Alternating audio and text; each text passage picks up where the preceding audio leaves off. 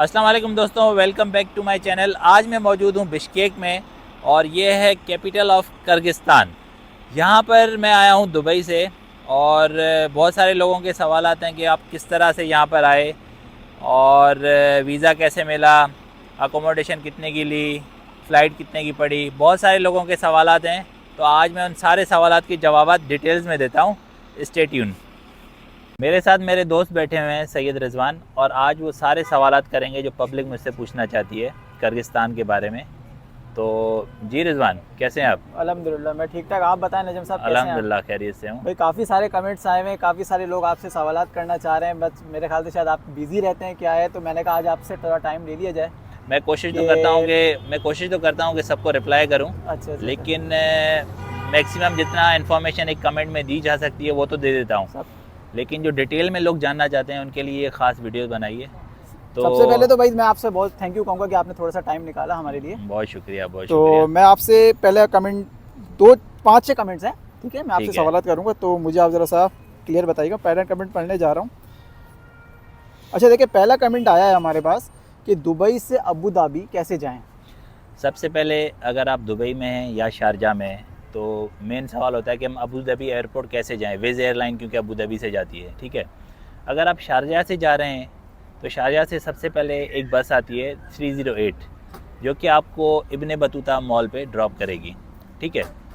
अब जो दुबई वाले लोग हैं उनके लिए ये है कि वो direct Ibn Battuta mall metro से आ जाएं या किसी बस से आ जाएं, ठीक है। इब्ने बतूता मॉल से आपको एक डायरेक्ट बस मिलेगी 24/7, जो कि एक एयरपोर्ट की स्पेशल बस है, वो 24/7 चलती है। और एक है दुबई RTA की बस, जो कि आपको नोल कार्ड के ऊपर ले जाएगी। वो 25 दिरहम आपसे चार्ज करेगी, लेकिन आपके पास नोल कार्ड होना लाजमी है, ठीक है। तो ये दो बसेज़ हैं, एक 35 दिरहम लेती है जो इस 24/7 चलती है, वो अबू धाबी के लिए एयरपोर्ट के लिए स्पेशल चलती है इब्ने बतूता मॉल से, ठीक है। वो लेगी आपसे 35 दिरहम। और दूसरी जो नोल वाली बस है वो आपसे 25 दिरहम चार्ज करेगी वन वे, वो भी आपको इब्ने बतूता मॉल से मिल जाएगी और आपको सीधा अबू धाबी एयरपोर्ट पर ड्रॉप कर देगी, ठीक है।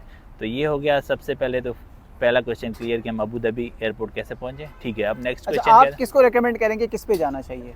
देखें, अगर आप RTA वाली बस पे जाना चाहते हैं तो उसके लिए ये कोई है लेट कि हो रहा हो, कुछ हो रहा हो तो जल्दी पहुंचना है अगर। RTA वाली बस चीपर है, 25 दिरहम में है, ठीक है, तो आप उस पर जाते हैं। लेकिन 24/7, क्योंकि अगर आपको रात को देर से जाना है, 24/7 आपको बस चाहिए, तो फिर आपको 35 दिरहम वाली लेनी है। अगर आपने पंक्चुअल टाइम पे जाना है तो वो हर 1 घंटे में चलती है, तो आप वो ले सकते हैं। आपके ऊपर डिपेंड करता है, कोई भी एक ले लें, दोनों ही सही हैं, दोनों ही अच्छी हैं। ठीक हो गया नजम साहब, बस बहुत सिर्फ शुक्रिया। प्राइस का डिफरेंस है 10 दिरहम का। अच्छा, ये दूसरा कमेंट है, ठीक है ना, फ़्लाइट कितने की पड़ती है, मतलब क्या कॉस्ट पड़ती है, क्या प्राइस है, चीप प्राइस, क्या हाई प्राइस, कैसा है मतलब? ठीक है, अभी अबू धाबी से अगर हम आ रहे हैं किर्गिस्तान बिश्केक, ठीक है, तो आपके लिए फ़्लाइट जो है वो पड़ेगी, डिपेंड करता है आपकी डेट्स पे।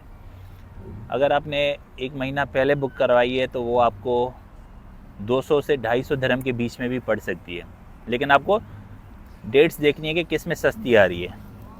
अगर आप 1 हफ़्ता पहले करवाएंगे तो वो आपको 350 से 350 के बीच में आएगी, और ये डिपेंड करता है कि फ़्लाइट कितनी भरी हुई है, तो ये आपकी 450 तक भी टिकट जा सकती है। लेकिन आपको ये मैक्सिमम जो है वो 250 से 300 या 350 दिरहम के बीच में मिल जाएगी, आराम से मिल जाएगी, ठीक है। अगर आप थोड़ा पहले बुक करवाते हैं, प्री प्लान कर लें, आप 2 हफ़्ते पहले बुक करवा लें, 3 हफ़्ते पहले करवा लें, और अच्छा है, ज़्यादा सस्ती अच्छा, मिलेगी। मैक्सिमम कितना आवर लगता है, मतलब अबू धाबी से हम अगर वहाँ अबू जाएं धाबी से बिश्केक की फ़्लाइट है 4 घंटे की, एक तरफ से 4 घंटे की फ़्लाइट है, तो उस हिसाब से अगर कॉस्ट देखी जाए तो बहुत ही ज़्यादा मुनासिब है। और दिन में मतलब कितनी फ़्लाइट्स होती हैं? दिन में सिर्फ एक फ़्लाइट है, सिर्फ एक? सिर्फ एक फ़्लाइट है, वो आपको मिलेगी 340 मतलब PM पे मिलेगी आपको, तकरीबन 340 या 350 PM। पूरे दिन में एक फ़्लाइट एक जाती है? फ़्लाइट है सिर्फ, सही सही। और यहाँ से वापसी पर भी एक ही फ़्लाइट है। वो एक ही वही जो फ़्लाइट जो आएगी वो रिटर्न यहाँ से जाती है रात को 11 बजे बिश्केक के टाइम के हिसाब से। सबसे ज़्यादा कमेंट इसी चीज़ के थे, लोगों ने यही पूछना था। सही है। ठीक है, अच्छा ये मुझे बताएं कि होटल कितने का मिलेगा, और भी कोई चीप कोई चीज़ें हैं, कोई बेड स्पेस या कोई देखिए, हॉस्टल वगैरह? अगर आप फैमिली के साथ आ रहे हैं तो होटल बेस्ट है। अगर आप अकेले हैं, बैक पैकर हैं, तो बेस्ट है आप हॉस्टल ले लें या कोई गेस्ट हाउस ले लें सस्ता। हमें गेस्ट हाउस जो पड़ा है वो 110 दिरहम का पड़ा है 4 रातों का, ठीक है। अगर आप सिर्फ बेड वाला ले रहे हैं, बंक बेड वाला ले रहे हैं, तो वो उससे ज़्यादा भी सस्ता पड़ सकता है आपको, 60-70 दिरहम का पड़ सकता है। डिपेंड करता है आप कौन सी एरिया में ले रहे हैं और कैसा हॉस्टल ले रहे हैं, ठीक है। सस्ते मतलब आपका, अगर आप सिंगल बंदे हैं तो आपको 150 दिरहम में 3 से 4 रातें बहुत ज़बरदस्त तरीके से आपको हॉस्टल या गेस्ट हाउस मिल जाएगा आराम से, 150 दिरहम मैक्सिमम। मतलब आप कहना चाह रहे हैं फैमिली के साथ बंदा होटल प्रेफर करे? फैमिली के साथ अगर आप आ रहे हैं तो होटल प्रेफर करें, क्योंकि मतलब होटल सिंगल में दोस्त भी आ रहे हैं, कोई बैचलर्स आ रहे हैं तो वो हॉस्टल वगैरह हाँ बैचलर्स लड़के वगैरह हैं तो हॉस्टल में तो कोई इशू महंगे नहीं है। सस्ते मतलब क्या कॉस्ट क्या पड़ती है मैक्सिमम? देखिए होटल, अगर आप होटल पे डिपेंड करता है, 3 स्टार है, 4 स्टार है। जैसे फॉर जितना- एग्जांपल 3 डेज का कितना पड़ेगा? 3 डेज का जो है वो होटल अगर आप स्टे कर रहे हैं तो वो 300 से 400 दिरहम तक जा सकता है, इंक्लूडिंग ब्रेकफास्ट है? ब्रेकफास्ट तो तकरीबन इंक्लूड होता ही है, अगर नहीं करवा रहे तो थोड़ा सस्ता पड़ जाएगा। बेटर है अब होटल में करवा लें फैमिली के साथ, ब्रेकफास्ट इंक्लूड तो अच्छा है, ईजी रह जाता है। सही सही सही। अच्छा एक सवाल है ये हमारे भाई का कि वीज़ा कितने में मिलेगा, क्या कॉस्ट आती है, वीज़े का क्या प्रोसीजर होता है, थोड़ा सा बताएंगे? वीज़ा बिश्केक किर्गिस्तान में ऑन अराइवल है, आपको वीज़ा की कोई टेंशन नहीं लेनी। यहाँ पर आके सिर्फ आपने वहाँ से एक फ़्लाइट बुक करनी है और होटल रिज़र्व करना है, वो भी आप booking.com से या अगोड़ा से इसको बुक कर सकते हैं बगैर किसी पेमेंट के। आप सिर्फ बुक कर दें, विदाउट क्रेडिट कार्ड आपकी बुकिंग हो जाएगी कंफर्मेशन, और आप वो सिर्फ एयरपोर्ट पे शो करवाएं और आपको यहाँ से बोर्डिंग पास वहाँ से अबू धाबी से मिल जाएगा। लेकिन हाँ, उसके लिए शर्त यह है कि आपकी एमिरेट्स आईडी 3 महीने के लिए वैलिड होनी लाजमी है, तब आपको वीज़ा ऑन अराइवल यहाँ पे मिलेगा, वरना वहाँ से आपको बोर्ड ही नहीं करने दिया जाएगा अगर आपकी एमिरेट्स आईडी उसी महीने या नेक्स्ट मंथ एक्सपायर हो रही है तो। ठीक है। अच्छा कुछ ट्रैवल वाले कहते हैं कि भाई पेमेंट आप हमें दे दें, हम करवा देंगे, तो क्या है इसमें कंफ्यूजन हो रही है लोगों को? ट्रैवल यही चीज़ जो है जो आपको 700 दिरहम में पड़ेगी, वो ट्रैवल एजेंट आपसे 1200 में कर लेंगे, 1500 में। वो अपनी कमीशन रखते हैं क्योंकि वो बिज़नेस है, वो अपना बिज़नेस चला रहे हैं, क्योंकि किसी को फ्री में तो नहीं भेजेंगे ना अपना नुकसान करके, तो वो जाहिर सी बात है अपनी कमीशन रखेंगे 500 800, डिपेंड करता है ट्रैवल एजेंट पे कि कितनी कमीशन रख रहा है, ठीक है। सही सही सही। आप जाएंगे तो उनको कमीशन नहीं देनी पड़ेगी, सब कुछ आप खुद करेंगे तो सस्ता पड़ जाएगा आपको। अच्छा मेरा एक कमेंट आया हुआ है कि एनओसी कोई चाहिए होता है, एनओसी वगैरह? एनओसी वगैरह कुछ भी नहीं चाहिए, सिर्फ आप फ़्लाइट बुक करें और होटल बुकिंग लाएं, और एमिरेट्स आईडी आपके पास होनी चाहिए, एनओसी की ज़रूरत नहीं है। एनओसी मतलब बैंक स्टेटमेंट वगैरह भी कोई चाहिए? बैंक स्टेटमेंट की भी कोई ज़रूरत नहीं है। यहाँ पर आप सिर्फ आएंगे, आपको वीज़ा ऑन अराइवल पे आपको सिर्फ 200 दिरहम पे करने पड़ेंगे, ठीक है। उसके लिए आपको कोई बैंक स्टेटमेंट कुछ भी नहीं चाहिए। 200 दिरहम हमें यहाँ एयरपोर्ट पे देने पड़ेंगे, डॉलर की शक्ल में होगा, मतलब क्या होगा? मतलब देखें, बेटर क्या, एक ही ऑप्शन है आप लोगों के पास, या तो आप वो 200 दिरहम अपने डेबिट कार्ड में ले आएँ या क्रेडिट कार्ड ले आएँ। ये वेरी इंपॉर्टेंट है, ये बहुत इंपॉर्टेंट पॉइंट है, क्योंकि यहाँ पर कैश एक्सेप्ट नहीं करेंगे, सिर्फ आपको क्रेडिट कार्ड से पेमेंट करनी है या डेबिट कार्ड से पेमेंट करनी है। तो यही एक ऑप्शन है आपके पास। आपके $50 के इक्वल कटेंगे, तकरीबन 194, आप 200 दिरहम मान लीजिए, ठीक है। मतलब कार्ड होना बहुत कार्ड important है, आपके पैसा पास होना बहुत ज़्यादा लाजमी कैश है, एक्सेप्ट नहीं करेंगे वो। कैश बिल्कुल भी नहीं लेंगे यहाँ पर, ठीक है। सही सही।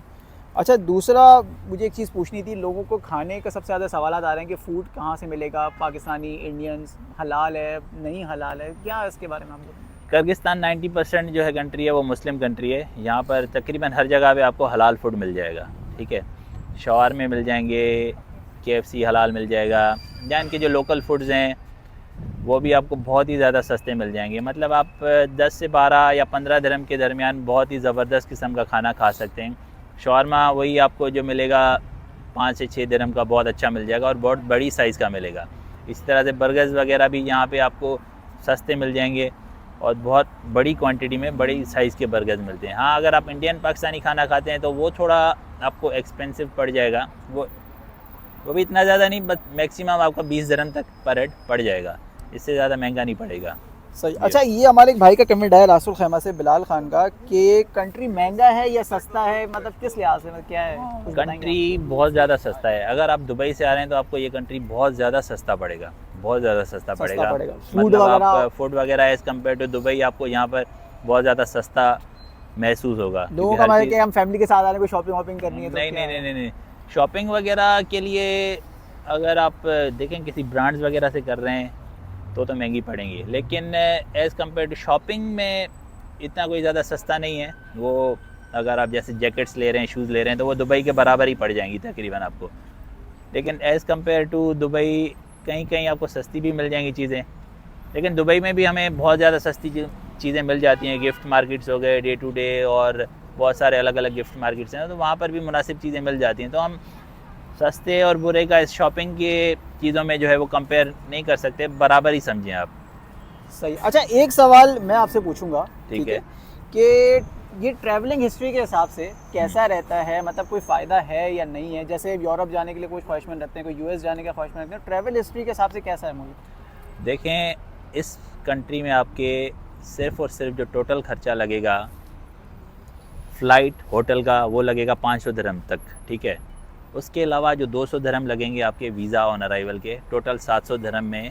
और वो जो वीज़ा है आपके पासपोर्ट के ऊपर पेस्ट होगा, और पेस्ट होगा इस पेस्ट तरह होगा? से मैं देख सकता हूँ? जैसे एमिरेट्स आईडी के ऊपर।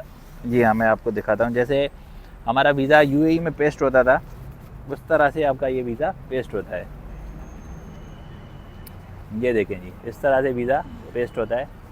और ये देखिए भाई, ये सिर्फ आप नजम 200 साहब दिरहम का पेस्ट हुआ हुआ 200 दिरहम पे करेंगे एयरपोर्ट पे, लेकिन कार्ड की सूरत में आपने पे करना है, ठीक है। कार्ड से, डेबिट कार्ड हो या क्रेडिट, कोई भी चलेगा। तो ये आपका पेस्ट हो जाएगा। वहाँ पे सिर्फ आपकी हल्की सी इन्फॉर्मेशन लेते हैं, पासपोर्ट नंबर लेते हैं, एक्सपायरी डेट वगैरह लेते हैं, और नेशनलिटी, डेट ऑफ बर्थ, ये लेके आपका ये वीज़ा पेस्ट कर देंगे। मतलब ये सिर्फ जो 200 दिरहम में। स्टिकर है, मतलब ये बड़ी वैल्यू रखता है, मुझे लगता है भाई। ट्रैवल हिस्ट्री के लिए स्टिकर बहुत ज़्यादा वैल्यू रखता है, और ये बगैर किसी एजेंट के, बगैर किसी एनओसी, बगैर किसी बैंक स्टेटमेंट में आप आराम से ये लगवा सकते हैं।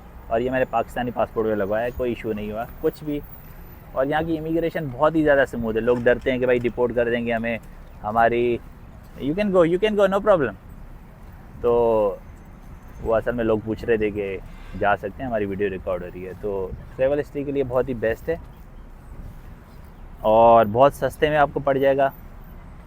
पाकिस्तानी पासपोर्ट पे या इंडियन पासपोर्ट पे या कोई और नेशनलिटी अगर है, तो अगर उनको डाउट है तो वो एम्बेसी कॉल करके यूएई वाले से पूछ सकते हैं कि भाई हमें वीज़ा ऑन अराइवल मिलेगा या नहीं, क्योंकि हर कंट्री की अलग अलग शर्तें हैं। तो पाकिस्तान इंडिया वालों के लिए तो बहुत ही आसान है, उनके कोई इशू नहीं है। दूसरे कंट्रीज़ वाले जो है वो आप यूएई में उनकी जो किर्गिज़ एम्बेसी है उनको कॉल करके आप किसी भी टाइम पूछ सकते हैं, तो वो आप लोगों को बता देंगे कि आप लोगों का वीज़ा ऑन अराइवल है या आपको ई वीज़ा लेना पड़ेगा। सही। और अच्छा, कोई question? इस पे कमेंट्स तो बहुत सारे हैं, लेकिन बट मेरे जो इंपॉर्टेंट क्वेश्चन थे बस वो मैंने आपसे पूछने थे, कि जो लोगों को आराम से मैसेज मिल जाए। सही है, ठीक है ना, क्योंकि अगर कमेंट्स पढ़ने बैठेंगे तो घंटा लग जाएगा, बहुत ऐसा ही सारे है, comments। ऐसा ही है। तो बस मुझे यही बातें आपसे पूछनी थी। थोड़ा सा आपने टाइम निकाला तो मैं थैंक्सफुल हूँ आपका कि आप आए और थोड़ा सा आपने सारी चीज़ें क्लियर करी। लोगों के बहुत सारे सवाल थे, तो बहुत शुक्रिया नजीम साहब। ओके जी, अल्लाह हाफ़िज़। बस सारे यही क्वेश्चन थे। अगर आपको कोई और क्वेश्चन है मज़ीद तो आप कमेंट में पूछ सकते हैं, हम आपको डिटेल में सारा गाइड कर देंगे, कोई इशू नहीं है। ठीक है जी, थैंक यू वेरी मच।